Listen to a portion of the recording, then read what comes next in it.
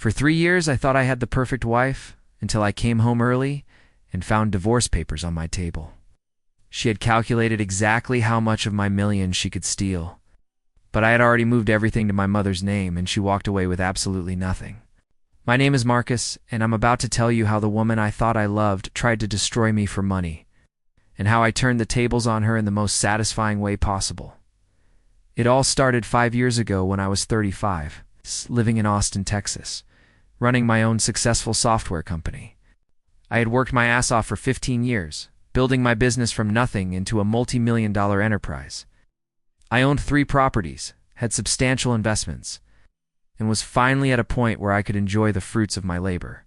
That's when I met Cassandra at a charity gala. She was stunning. Long auburn hair, emerald eyes, and a smile that could light up a room. More importantly, she seemed genuine. She was working as a receptionist at a dental office, driving a beat-up Honda Civic, and living in a tiny apartment on the east side of town. When I asked her out, she actually seemed nervous about going to an expensive restaurant. "I'm not really used to places like this," she said softly, during our first dinner at one of Austin's finest steakhouses. Looking uncomfortable as she glanced around at the crystal chandeliers and white tablecloths, I found her humility refreshing. After years of dating women who were more interested in my bank account than my personality, Cassandra seemed different. She insisted on splitting the bill, refused expensive gifts, and genuinely seemed to enjoy simple pleasures. Like hiking or cooking dinner together at my house, we dated for 8 months before I proposed. During that time, she gradually opened up about her difficult childhood. Her father had abandoned the family when she was 12, leaving her mother to raise 3 kids on a waitress salary. They'd lost their house to foreclosure, moved from apartment to apartment, and Cassandra had worked multiple jobs through high school and community college just to help her family survive. "I never want to be that vulnerable again," she told me one night as we lay in bed, her head on my chest. "Growing up poor teaches you that money isn't everything, but it's the thing that keeps you safe."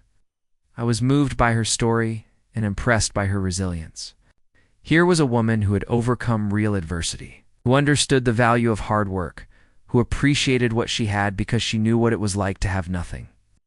When I proposed, she cried and said she'd never imagined she could be so lucky. Our wedding was beautiful but modest by my standards. Cassandra insisted she didn't want anything extravagant, saying she'd rather we save the money for our future together. I respected her practical nature, though I secretly would have loved to give her the fairy tale wedding she deserved. The first year of marriage was everything I'd hoped for. Cassandra was the perfect wife, supportive of my business, grateful for our comfortable lifestyle, and seemingly committed to building a life together. She quit her receptionist job and took over managing our household, which she did with remarkable efficiency. She was also incredibly smart about money, always looking for ways to save and invest wisely. "I know what it's like to lose everything," she'd say when I'd tease her about clipping coupons despite our wealth. "I never want us to take our security for granted." But looking back now, I can see the signs I missed. Cassandra asked a lot of questions about my business and finances, always framed as concern for our shared future. She wanted to understand our investments, our insurance policies, our estate planning. At the time, I thought it showed she was mature and responsible. I was an idiot. She also started subtly encouraging me to distance myself from my family and longtime friends. Nothing dramatic, just little comments about how my mother was too involved in our lives, or how my college buddies were bad influences who might hurt my business reputation. Gradually, I found myself seeing them less and less. The real red flags started about 2 years into our marriage. Cassandra began pushing for changes to our financial arrangements. She wanted to be added to all my business accounts in case something happened to me. She thought we should buy a bigger house in both our names. She suggested that I needed better life insurance. "I just want to make sure I could take care of things if you were in an accident," she'd say. "I love you too much to be helpless if something happened." I was touched by her concern, but something made me hesitate.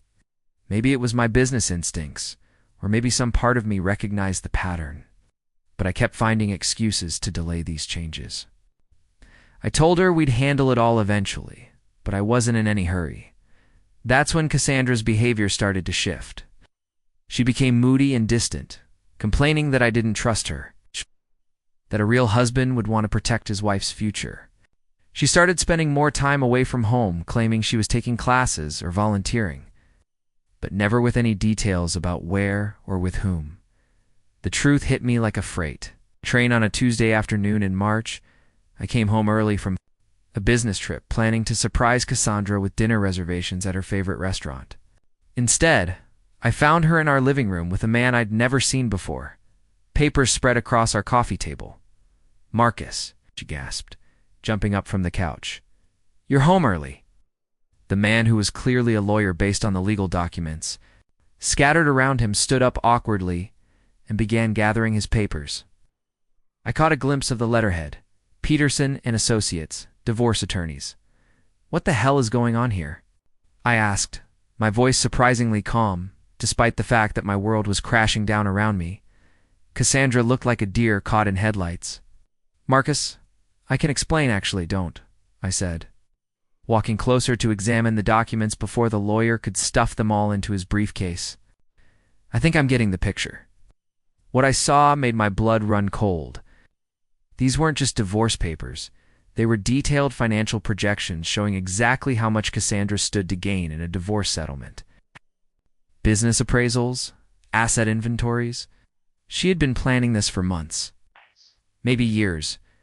The lawyer, a sleazy-looking guy in an expensive suit, tried to salvage the situation. "Mr. Thompson, I think there may be some misunderstanding here. Mrs. Thompson simply wanted to understand her rights. Her rights to half of everything I'd built before I even met her," I said, reading over one of the documents. How thoughtful of her to be so prepared. Cassandra finally found her voice. "Marcus, our marriage isn't working. I've been trying to tell you, but you never listen. I just wanted to know where I stood financially by planning to divorce me. Behind my back and calculating exactly how much money you could walk away with." I was amazed at how calm I sounded. Inside, I was devastated, but somehow my business instincts had kicked in. "How long have you been working on this?" She didn't answer, which was answer enough. The lawyer excused himself quickly, promising to be in touch. As soon as he left, Cassandra dropped any pretense of the loving wife she'd been pretending to be. "Can't blame me for protecting myself," she said, her voice harder than I'd ever heard it. "I gave up my career to take care of your house and your life. I deserve compensation for that sacrifice." "You mean you deserve compensation for the acting job you've been doing for 3 years?" I said. "How long were you planning this? From the beginning?" Her silence was all the answer I needed. That night, after Cassandra had gone to stay with a friend, I sat in my home office and really looked at our marriage for the first time. All those questions about money, all the pushes to change our financial arrangements, all the ways she'd isolated me from my support system. She'd been positioning herself for this divorce from day one, but Cassandra had made one crucial mistake. She'd assumed I was a naive romantic who would be blindsided by her. Betrayal. What she didn't know was that I'd survived and thrived in business for 15 years by always having a backup plan. The next morning, I called my mother. "Mom," I said, "I need to tell you something, and then I need your help." My mother, Patricia, was a sharp 68-year-old retired banker who had never particularly liked Cassandra, though she'd been too polite to say so directly. When I told her what I'd discovered, her response was immediate. "That little gold digger," she said with satisfaction. I knew something was off about her. "What do you need me to do?" What I needed was to move fast. In Texas, assets acquired during marriage are community property, meaning Cassandra would be entitled to half of any increase in my wealth since our wedding. But assets I owned before marriage or assets gifted to me by family members were separate property. Over the next 2 weeks, working with my lawyer and my accountant, I executed a plan that was completely legal but absolutely devastating to Cassandra's financial ambitions. First, I liquidated every investment and asset that could be considered community property, paying myself back for the substantial separate property I'd invested in our shared assets, the house we lived in. I'd bought it with money I'd earned before our marriage, so it was my separate property, the business. Same story, I'd built it long before I met Cassandra. Then came the masterstroke. I gifted everything to my mother. Not permanently. We set up a complex but legal arrangement where she held my assets in trust, with the understanding that she'd gift them back to me after my divorce was finalized. It was perfectly legal, documented by lawyers, and left Cassandra entitled to exactly half of nothing. But I didn't stop there. I also discovered that Cassandra had been lying about more than just her intentions. The woman who'd claimed to be traumatized by her family's financial struggles, who'd insisted she never wanted to be vulnerable again, had actually been receiving money from me that she was sending to support a boyfriend she'd been seeing for over a year. Credit card records showed charges at hotels and restaurants I'd never been to, always for two people. Phone records revealed hundreds of calls to a number registered to a guy named Tyler Morrison. When I hired a private investigator, it took him less than a week to get photos of Cassandra and Tyler together. Clearly in a romantic relationship, the PI's report was devastating. Tyler was a small-time con artist with a history of targeting wealthy women. Cassandra had met him at a bar 18 months into our marriage, and they'd been planning this divorce scam together ever since. The money she was supposedly saving from our household budget, she was funneling it to Tyler, who was using it to fund his lifestyle, while they planned to split my assets after the divorce. When Cassandra filed for divorce 2 months later, she was confident and demanding. Her lawyer requested half of everything: the house, the business, the investments, even my retirement accounts. She was asking for substantial alimony, claiming she'd sacrificed her career to support my success. My client is entitled to the lifestyle she's become accustomed to, her lawyer argued during our first settlement conference. She managed Mr. Thompson's household and supported his business endeavors. She deserves to be compensated for her contributions to their shared success.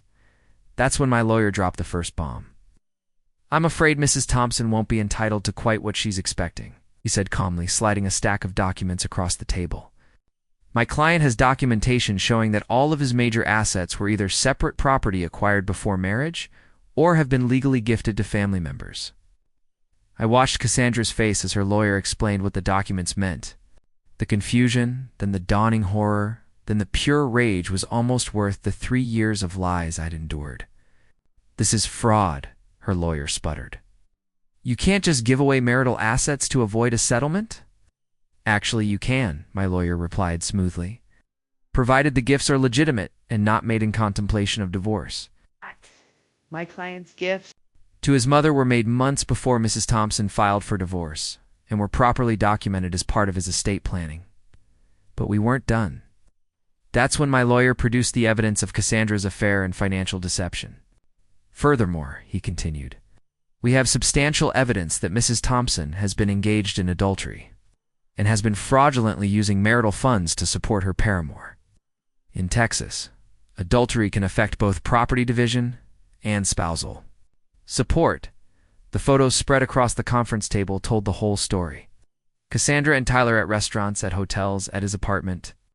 Financial records showing the money she'd been skimming from our accounts, phone records proving their relationship had been going on for over a year. Cassandra went white, then red, then white again. "You bastard," she whispered. "You've been spying on me." "I've been protecting myself," I replied calmly, something I should have started doing a long time ago. Her lawyer was frantically reviewing the evidence, and I could see him calculating how much his fee was about to shrink. "We'll need time to review these allegations," he said weakly. "Take all the time you need," my lawyer said. "But I think you'll find that Mrs. Thompson's case for substantial assets or alimony has become significantly weaker." The final settlement conference 3 weeks later was beautiful to watch. Cassandra showed up looking haggard and desperate, clearly having been coached by her lawyer to appear sympathetic. She was no longer demanding half of everything now. She was just hoping for enough money to start over. "Your Honor," her lawyer argued, "Mrs. Thompson made significant non-financial contributions to the marriage.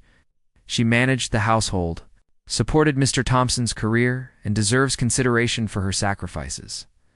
My lawyer's response was devastating, Your Honor. "The evidence shows that Mrs. Thompson's primary contribution to the marriage was systematic deception and theft. She used marital resources to fund an extramarital relationship while planning to defraud my client through this divorce. She's not entitled to profit from her own misconduct. The judge reviewed all the evidence, including the gifts to my mother, the proof of adultery, and the financial records showing Cassandra's theft. His ruling was everything I'd hoped for. Cassandra received exactly nothing. No property, no alimony, no assets. The judge ruled that her adultery and financial misconduct barred her from any claim to marital property. She was ordered to pay her own legal fees and to reimburse me for the money she'd stolen to support Tyler.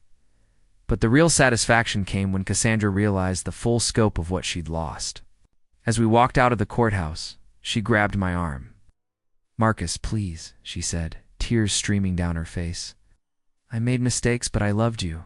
I really did. Can't we work something out? I don't have anywhere to go. Should have thought of that before you started planning to rob me," I said, gently removing her hand from my arm. "I hope Tyler was worth it." Her face crumpled. "Tyler left," she whispered. "As soon as he realized there wasn't going to be any money, he disappeared. I haven't heard from him in 2 weeks." I almost felt sorry for her. Almost. That's what happens when you build relationships based on greed, Cassandra. People leave when the money runs out. The final twist came 6 months later, when my mother legally gifted all my assets back to me, exactly as we'd planned. I was restored to my full financial position, minus only the legal fees and private investigator costs. Cassandra, meanwhile, had been evicted from her apartment and was back to living with her mother, working at another dental office, but karma wasn't done with her yet. It turned out that Tyler had been running the same con on 2 other women at the same time he was working with Cassandra. When they all discovered each other, they pressed charges. Tyler was arrested for fraud and identity theft, and during his trial, all of Cassandra's involvement in his schemes came to light. She was arrested as an accessory and sentenced to 2 years of probation and community service. The local news covered the story, describing her as part of a romance fraud ring that targeted wealthy men. Her reputation in Austin was completely destroyed. Today, 3 years later, I'm happily remarried to a wonderful woman named Jennifer, who I met through mutual friends long after my divorce was finalized. Jennifer is a successful veterinarian with her own money and her own life. She doesn't need anything from me except love and partnership, which makes our relationship genuine in a way my marriage to Cassandra never was. We live in a beautiful new house purchased after the divorce, so it's entirely separate property. And we're expecting our first child next month. Jennifer knows the whole story about Cassandra, and she's amazed that anyone could be so calculating and deceptive. "I can't imagine pretending to love someone just for money," she said recently as we painted the nursery. "How do you live with yourself, knowing you're building your entire life on a lie?" I don't know the answer to that question, but I don't need to. Cassandra's lies caught up with her in the end, and justice was served in the most poetic way possible. She tried to play the long game to steal my fortune. She didn't realize she was playing against someone who was better at strategy than she was. The woman who thought she was so clever, who planned for years to take half of everything I'd worked for, walked away with nothing but a criminal record and a reputation as a gold-digging con artist. Meanwhile, I'm richer, happier, and more secure than I've ever been.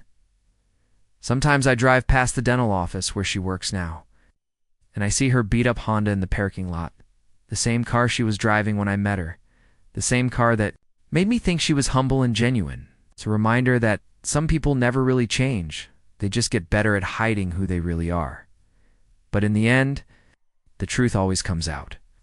And when it does, justice is sweeter than any revenge you could ever plan.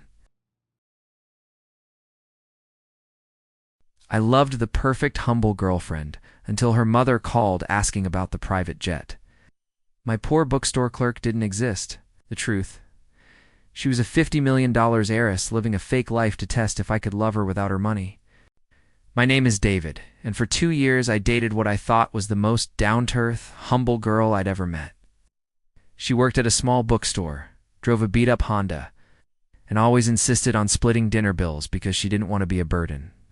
What I didn't know was that she was secretly worth over $50 million and had been living this elaborate, fake poor life to test whether I loved her for who she really was.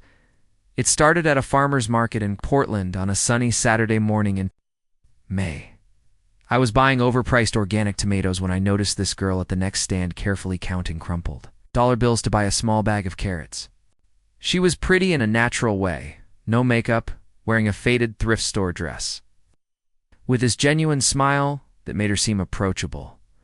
When she came up $1 short for the carrots, I automatically stepped in and covered it without thinking.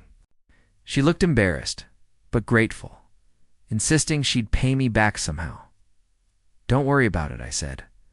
"It's just $1." "No, really," she said, pulling out a small notepad from her purse. "I keep track of everything. What's your name?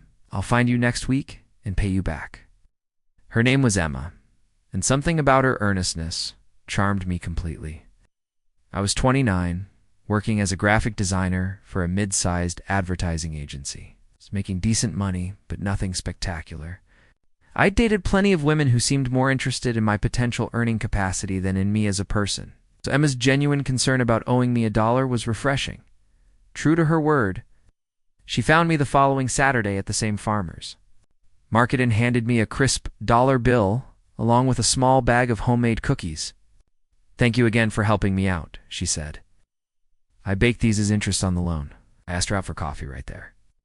And when she suggested we go to a small cafe where she had a punch card for discounts, I found her practicality endearing. Rather than embarrassing, Emma worked at Powell's Books in the used section, a job she clearly loved despite the minimal pay. She lived in a tiny studio apartment in southeast Portland that she'd furnished entirely from thrift stores and garage sales. Everything about her lifestyle screamed struggling artist, but she seemed genuinely happy with her simple life. "I don't need much to be content," she told me on our third date as we walked through her neighborhood. "Good books, good coffee, and good company are really all anyone needs." I fell for her philosophy as much as I fell for her. In a city full of people trying to impress each other with expensive restaurants and designer clothes, Emma's authenticity felt like discovering something rare and precious. Our relationship developed slowly and naturally. Emma was always conscious about money. She'd suggest free activities like hiking or visiting museums on free days, would only go to restaurants with happy hour specials, insisted on alternating who paid for dates, even though my portion often cost 3 times more than hers. "I know you make more money than I do," she said one evening after we'd been dating for about 4 months, "but I don't want this relationship to become unbalanced. I need to contribute equally, even if that means we do cheaper things sometimes." I respected her independence and found her financial consciousness actually helped me become more mindful about my own spending. We started cooking together more often, finding creative cheap date ideas. And I discovered I enjoyed our low-key lifestyle more than the expensive social scene I'd been part of before meeting her. Emma was also incredibly generous, despite having so little money. She'd spend hours making thoughtful handmade gifts, would surprise me with my favorite coffee when she knew I'd had a stressful week, and was always the first to offer help when friends needed something, even when it meant sacrificing something she wanted. After we'd been dating for about 8 months, I started noticing small things that didn't quite add up, but I dismissed them as coincidences or explained them away because I trusted Emma completely. She seemed to know a lot about expensive wines despite claiming she never drank anything that cost more than $10. When we'd walk past high-end stores, she'd occasionally make comments about the quality of items that suggested more familiarity than someone in her financial position should have had. Most puzzling was her family situation. Emma rarely talked about her parents, saying only that they lived back east and that she wasn't close to them. She never called them when I was around, claimed they didn't use social media, and seemed uncomfortable whenever I suggested we might visit them or that they might come to Portland. "We just don't have that kind of relationship," she'd say when I pressed. "Some families aren't close. I'm happier focusing on the life I'm building here." The other strange thing was her apartment lease. I'd offered to help her move to a better place we could afford together, but she always deflected, saying she had a special arrangement with her landlord, didn't want to complicate things. About a year into our relationship, Emma started occasionally disappearing for weekends, claiming she was visiting college friends in Seattle or helping with family obligations.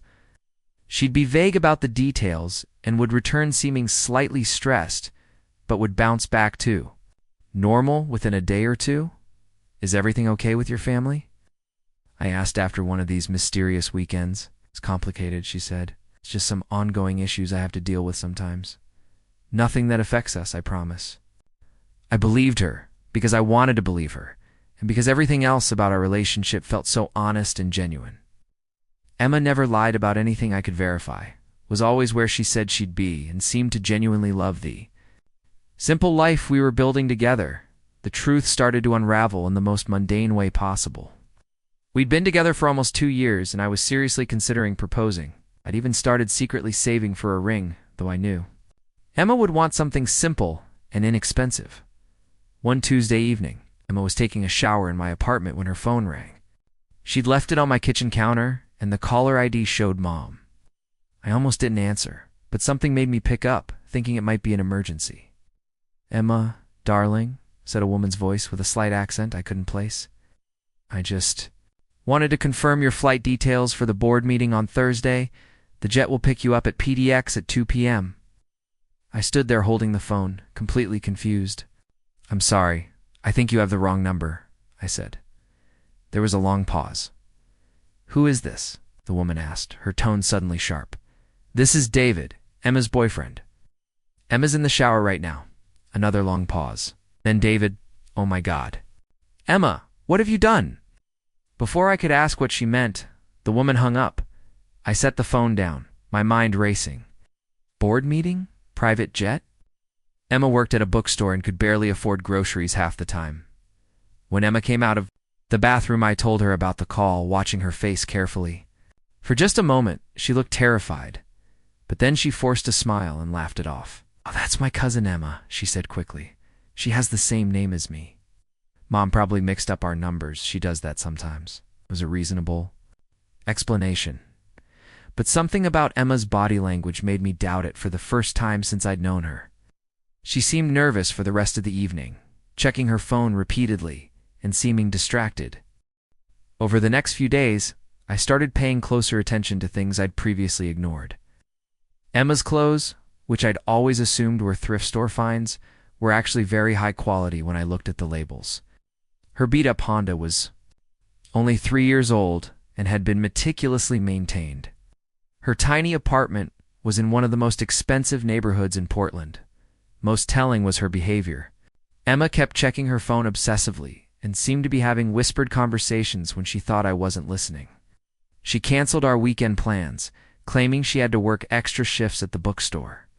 But when I stopped by to surprise her with lunch, her coworkers told me she hadn't been scheduled that day. The breaking point came the following week when I decided to do something I'd never done before. I followed her. Emma had told me she was going to help a friend move. Instead of driving to a residential area, she drove to PDX Airport. I watched from a distance as she parked in long-term parking and walked into the terminal carrying a small suitcase I'd never seen before. I sat in my car for 2 hours, completely confused and increasingly angry. When Emma came back, she was dressed completely differently in an expensive-looking business suit and high heels, looking like a different person entirely. That evening, I confronted her directly. "Emma, I followed you to the airport today." "No, you didn't help anyone move." "I know that wasn't your cousin who called the other night. I know you've been lying to me about something, and I need you to tell me the truth." Emma stared at me for a long moment, and I could see her calculating whether to continue the deception or come clean. Finally, she sighed and sat down on my couch, putting her head in her hands. "My real name is Emma Catherine Whitmore," she said quietly. "My family owns Whitmore Industries. We manufacture industrial equipment and have operations in 17 countries. I'm worth about $52 million. I felt like I'd been punched in the stomach. "But everything else about me is real," she said quickly. "My feelings for you, my personality, my values, that's all genuine. But I've been pretending to be poor because I wanted to know what it felt like to be loved for myself and not for my money." "You've been lying to me for 2 years about who you are," I said, my voice rising. "About your family, your job, your entire life." "I work at Powell's because I want to, not because I have to," Emma said. "I live in that apartment and drive that car because I wanted to experience what normal life felt like. I was tired of never knowing if people cared about me or about my trust fund. So this was all some kind of experiment? I asked. I was your lab rat in your little study of how poor people live? No, Emma said, tears starting to flow. David, I fell in love with you completely. This whole experience taught me that I don't need luxury to be happy, that I'd rather have a simple life with someone who loves me than a complicated life with someone who loves my bank account. I was furious, hurt, and confused all at the same time. Do you have any idea how patronizing this is? You've been slumming it with the poor guy while having $50 million in the bank. Every time I worried about money, every time I tried to be considerate of your financial situation, you were sitting on a fortune. I know it sounds terrible when you put it like that, Emma said. But David, I was going to tell you everything soon. I was planning to come clean and ask if you wanted to build a real life together. What does that even mean? A real life? Emma took a deep breath. I want to marry you. I want us to be partners in everything. I've already talked to my lawyers about setting up a trust that would give us both financial security while keeping the bulk of my family's money separate. I don't want wealth to change who we are together. I spent the next 3 days at my friend Jake's place, trying to process everything Emma had told me. On one hand, I felt completely betrayed by the elaborate deception. On the other hand, I couldn't deny that the Emma I'd fallen in love with was real, even if her circumstances weren't. Jake, who'd met Emma several times and liked her, offered a perspective I hadn't considered. Look, man, he said over beers on his back porch, rich people get used and manipulated all the time. She went about it wrong. But can you blame her for wanting to know if someone could love her without knowing about the money? But she lied to me about everything, I said. Did she lie about loving you? Did she lie about enjoying your cheap dates and simple lifestyle? Because from where I sat, she seemed genuinely happy with the life you guys built together. That conversation made me realize that what hurt most wasn't the money. It was feeling like our entire relationship had been based on false premises. But the more I thought about it, the more I realized that the important parts of our relationship had been genuine. Emma had never asked me for money or gifts. She'd never pushed me to spend more than I could afford. She'd seemed genuinely content with our modest lifestyle, and her happiness had appeared completely authentic. After a week of no contact, Emma showed up at my apartment with a proposal. I want to prove to you that the money doesn't matter to me, she said. I'm going to put my entire inheritance into a trust that I can't access for 10 years. We can live on what I make at the bookstore and what you make at your job. If we're still together in 10 years, then we'll decide together what to do with the money. Emma, that's insane, I said. I'm not asking you to give up your inheritance. I'm not giving it up, she said. I'm just removing it from our relationship equation. I want us to build something real together, based on who we are, not on what I have in the bank. It was a grand gesture, but I realized it wasn't what I needed to hear. I don't want you to prove anything with dramatic financial sacrifices, I told her. I want you to be honest with me about who you really are, including the money part. I want to know about your family, your responsibilities, your real life. Over the next several months, Emma gradually introduced me to her actual world. Her parents, who turned out to be lovely people who were genuinely concerned about their daughter's happiness. Not just her marriage prospects. Her work with the family business, which included several charitable foundations, she was passionate about. Her real apartment, which was beautiful but not ostentatious, in which she'd been maintaining while living in the studio, as part of her normal life experiment. The transition wasn't easy. I had to confront my own insecurities about dating someone with vastly more money than I had. Emma had to learn how to be honest about her privileged background, while still maintaining the values she'd discovered during her time living simply. But we worked through it together. The help of a couples therapist who specialized in relationships with significant financial disparities. We developed rules about money. Emma would contribute proportionally more to shared expenses. But we'd make financial decisions together and maintain separate individual accounts. We got married 18 months later, and Emma did follow through on her promise to put most of her inheritance into a long-term trust, not because I asked her to, but because she genuinely wanted our marriage to be built on partnership rather than financial dependence. Today, 5 years later, we live in a nice but not extravagant house that we chose together. Emma still works at Powell's part-time because she loves it, and she also runs a nonprofit literacy program. I expanded my graphic design business and now do a lot of work for charitable organizations, some of which Emma's family foundation supports. We travel more than we did when Emma was pretending to be poor, and we don't worry about money the way we used to. But we've maintained the values we developed during those first 2 years together. We still cook at home most nights, still enjoy simple pleasures, still make decisions based on what will make us happy rather than what will impress other people. The biggest change is that our relationship is now based on complete honesty. Emma doesn't hide her wealthy background, but she also doesn't apologize for choosing to live more simply than she could afford. I don't hide my occasional insecurities about the financial disparity, but I also don't let those insecurities control our relationship. Looking back, I understand why Emma felt she needed to test whether someone could love her without knowing about her money. Rich people, especially women, get targeted by gold diggers all the time. She'd had several relationships that ended badly once her wealth became a factor. But I also understand now that true partnership means being honest about who you really are, including the parts that might be complicated or challenging. Emma's deception, even though it came from understandable motivations, almost destroyed something genuine because it was built on false premises. The woman who pretended to be poor to test my love ultimately taught me that real relationships require complete authenticity. Not just emotional honesty, but factual honesty about your circumstances, your background, and your real life. My name is David Morrison. I married a secret millionaire who spent 2 years pretending to be broke to see if I would love her for herself.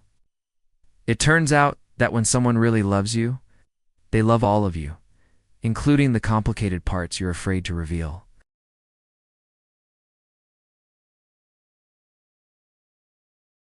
I lived the perfect marriage until the FBI called. My wife didn't exist.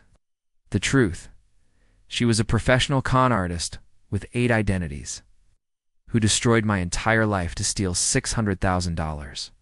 My name is Michael, and for 3 years I lived what I thought was the greatest love story ever told.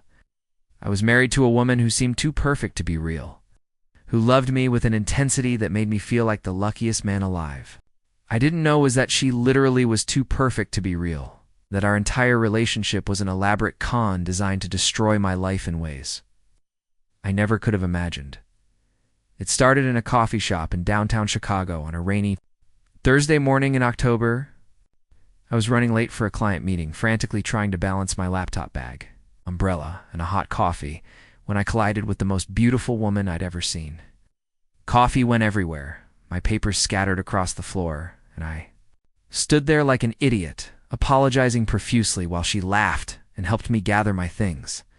"I'm so sorry," I kept saying, but she just smiled and said, "Don't worry about it. I needed a reason to buy a new outfit anyway."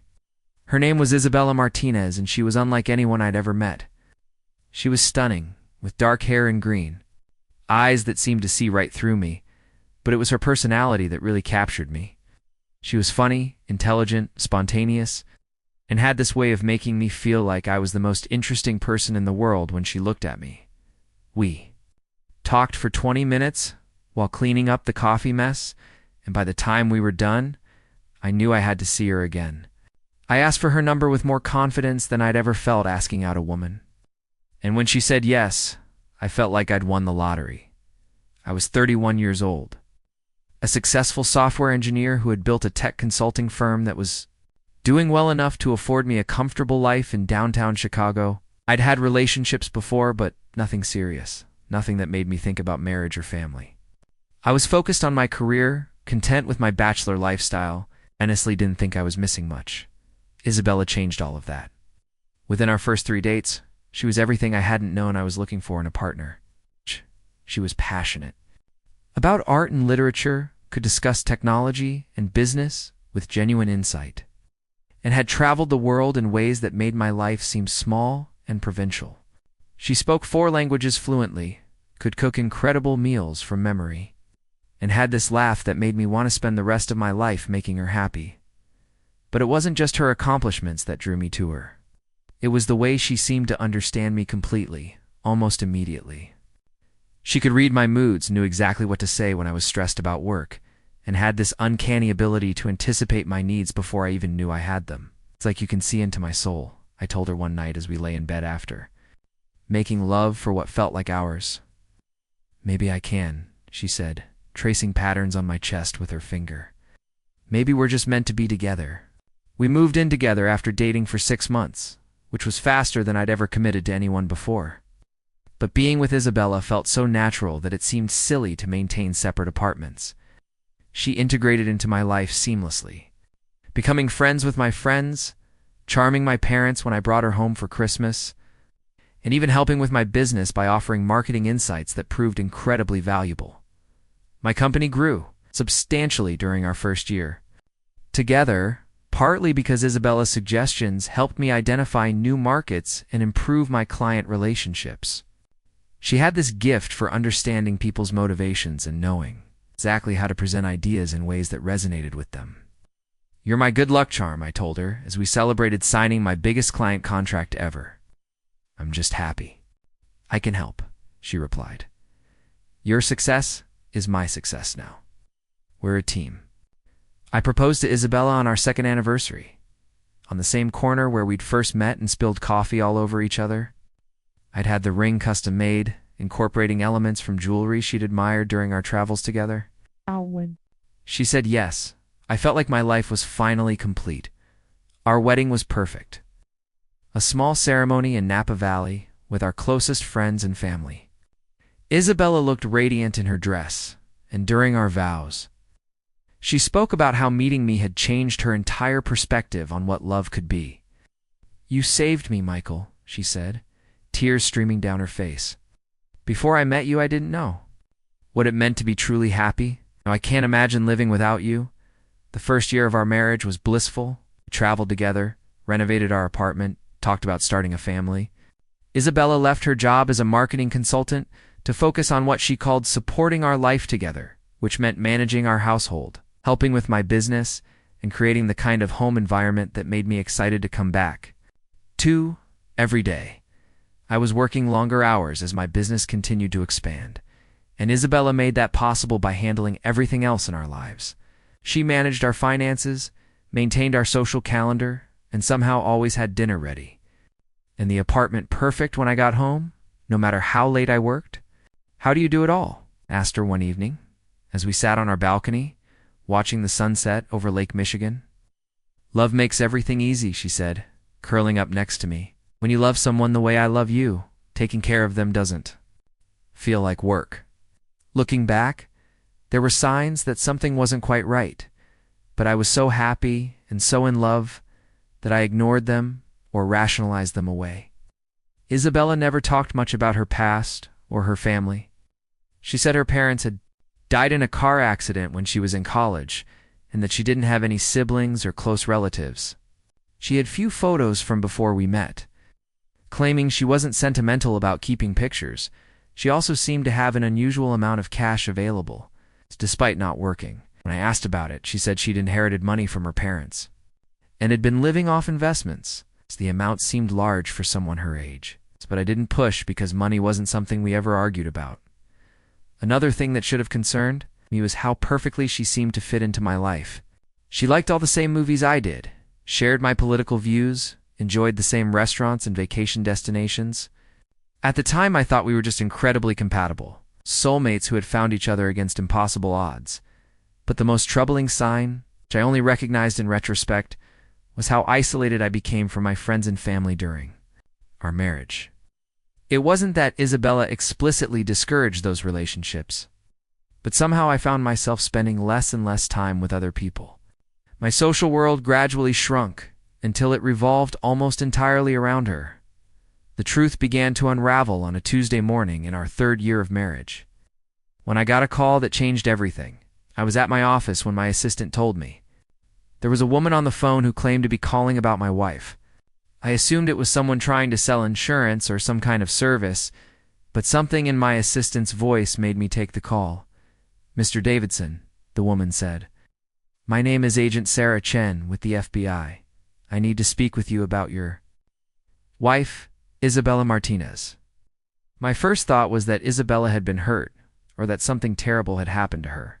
Is she okay? Has there been an accident? Mr. Davidson, I need you to listen to me very carefully, Agent Chen said. The woman you know as Isabella Martinez is not who she claims to be.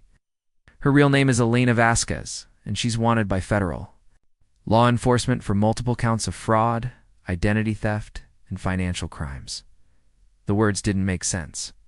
8. I think you have the wrong person. My wife's name is Isabella, and she's never been involved in anything criminal. Mr. Davidson, I understand this is shocking, but I need you to come to our office immediately. There are things about your wife that you need to know, and there's a possibility that you're in immediate danger. I hung up the phone, convinced that this was some kind of mistake or scam. Isabella was the most honest, loving person I'd ever known. The idea that she was a criminal with a fake identity was absurd, but something about the agent's tone had unsettled me. So I decided to call Isabella and tell her about the strange conversation. Her phone went straight to voicemail, which was unusual because she always answered when I called. I tried calling her several more times over the next hour with no response. And by then, I was starting to feel genuinely worried. I decided to go home early to check on her, thinking maybe she was sick or had some kind of emergency. The apartment was empty when I got home, but everything looked normal. Isabella's clothes were still in the closet, her jewelry was on the dresser, her car was in the garage. There was no sign of a struggle or hurried departure. It looked like she had just stepped out for a moment. I called Agent Chen back and agreed to meet with her, thinking that whatever this misunderstanding was about would be cleared up quickly once I explained who Isabella really was. The FBI office in downtown Chicago was intimidating, but Agent Chen was professional and sympathetic.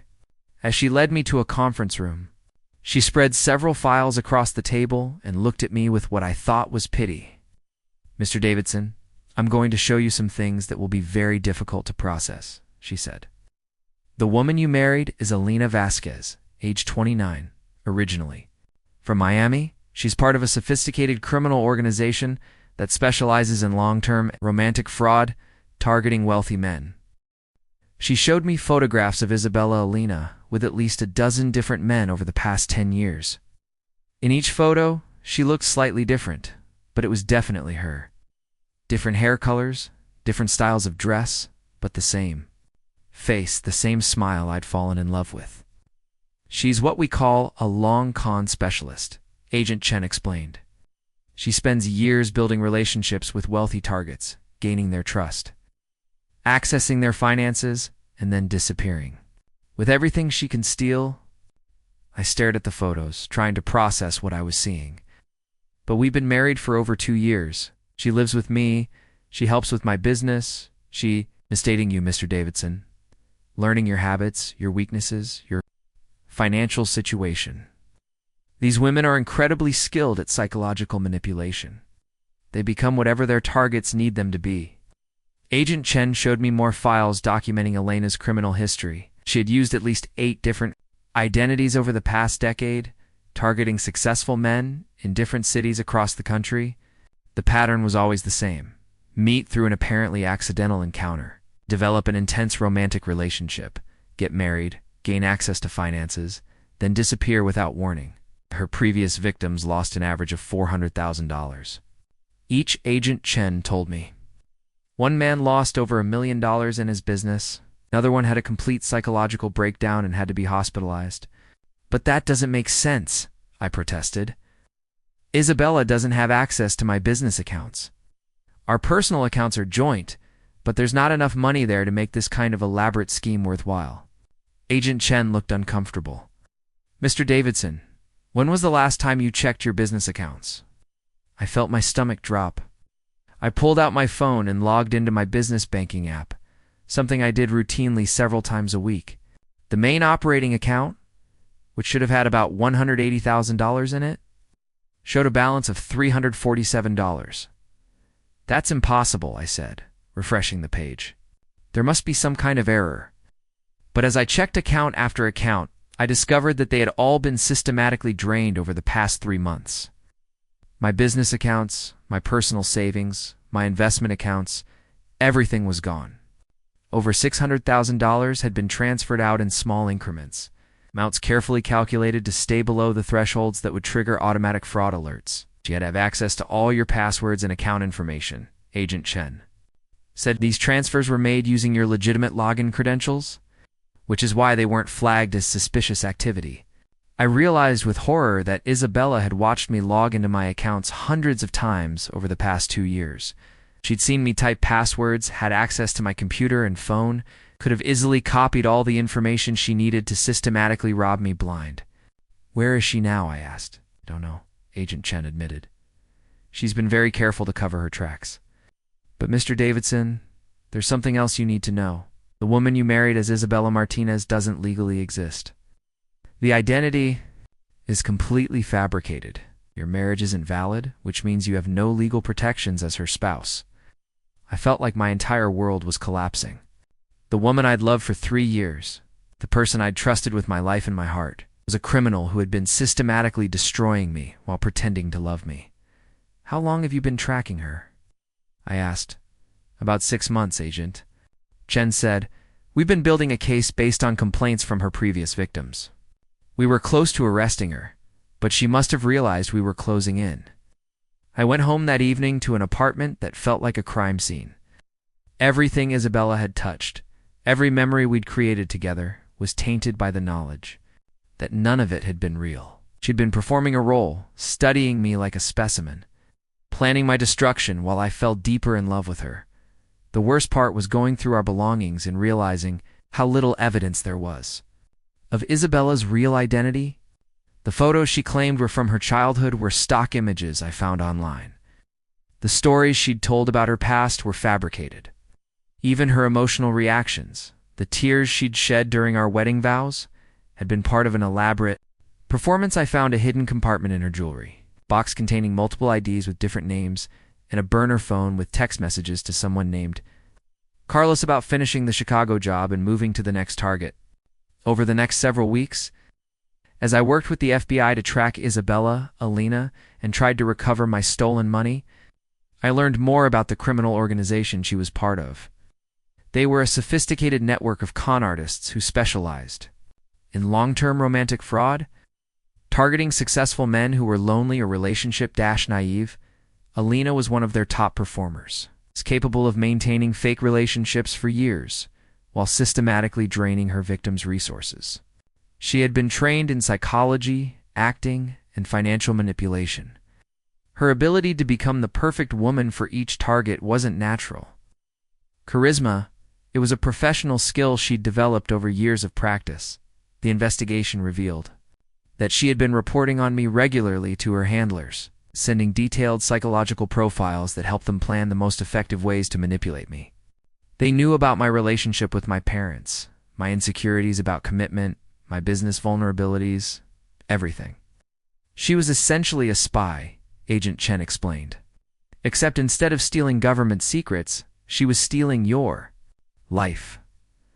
The financial damage was devastating, but the psychological impact was worse. I couldn't trust my own judgment about people anymore. Every interaction felt potentially dangerous, every new relationship suspect. If I could be so completely fooled by someone I'd lived with for 3 years, how could I ever trust anyone again? My business collapsed within 6 months. Without the stolen capital, I couldn't meet my obligations to clients or pay my employees. The scandal of being defrauded by my own wife made it difficult to attract new clients, and I eventually had to declare bankruptcy. I also struggled with depression and anxiety that made it difficult to function normally. I kept replaying conversations with Isabella, looking for signs I'd missed, clues that should have told me she was lying. The fact that I could find so few warning signs made it worse, not better. The breakthrough in the case came 8 months after Isabella disappeared, when one of her previous victims recognized her photo in a news story about financial fraud. He contacted the FBI with information about seeing her in Las Vegas, where she was apparently working on her next target. Alina was arrested at a high-end restaurant while on a date with a wealthy real estate developer who had no idea he was being set up for the same treatment she'd given me. When federal agents approached their table, she tried to run but was quickly apprehended. I was asked to testify at her trial, which was one of the most difficult things I've ever had to do. Seeing Alina in handcuffs, looking nothing like the loving wife I'd thought I knew, was surreal. She stared at me throughout my testimony with no emotion whatsoever, like I was a stranger she'd never met. During her testimony, Alina showed no remorse for what she'd done to me or her other victims. She claimed she was just good at relationships, and that her victims had gotten what they paid for in terms of companionship and affection, even if the relationships weren't permanent. I made Mr. Davidson happy for 3 years, she said when asked about our marriage. I was a good wife to him.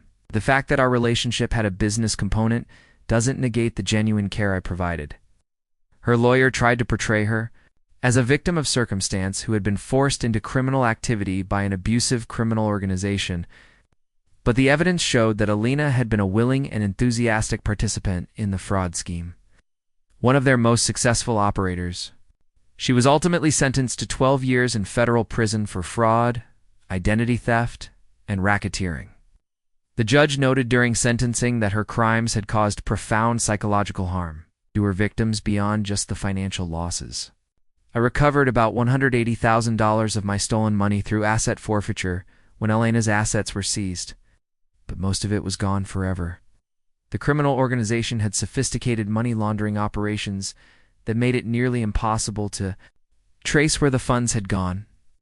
More importantly, I slowly began to rebuild my sense of self and my ability to trust other people.